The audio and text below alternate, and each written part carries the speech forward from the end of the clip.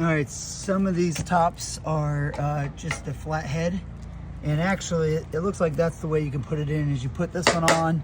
If there's a nut, you screw it down, and then you slide the other cover on the other side. And then use these little flanges to just kind of hook it up. So, yeah.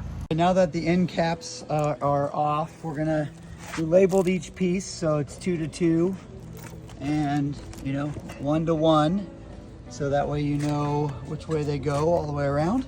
We're gonna take these 4 screws off. And there are a couple, it looks like this one is a missing one, but basically there'll be 4 screws for the top caps. We're gonna pull those off now.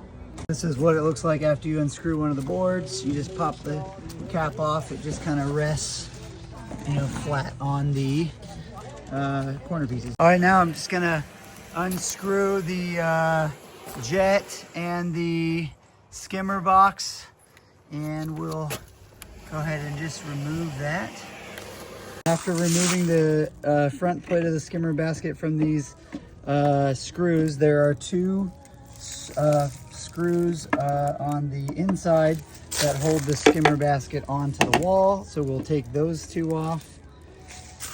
You take the 2 screws off from the inside, then you can just pull this off, and you'll have to get a new rubber gasket for that in the reattachment, but probably a good thing because it's been on there for 40 years. All right, next step is removing these nuts from this kind of cross plate so we can take the trim off and then the panels off. So this requires an 11 millimeter. I'm using a socket. It looks like there's a flathead bolt on the inside, but hopefully we can just use our hand.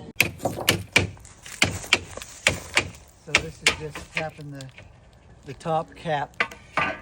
Just comes off and exposes the panels. They look individual. Okay, so the last thing we did was we pulled up each panel. We went around and unearthed the sand at the bottom so we could get the shovel underneath and pry it up so we could get the panel lifted. But remember, you want to go straight up to remove the panels. And then the last thing was we pulled the rim out from the bottom and split that at the joint.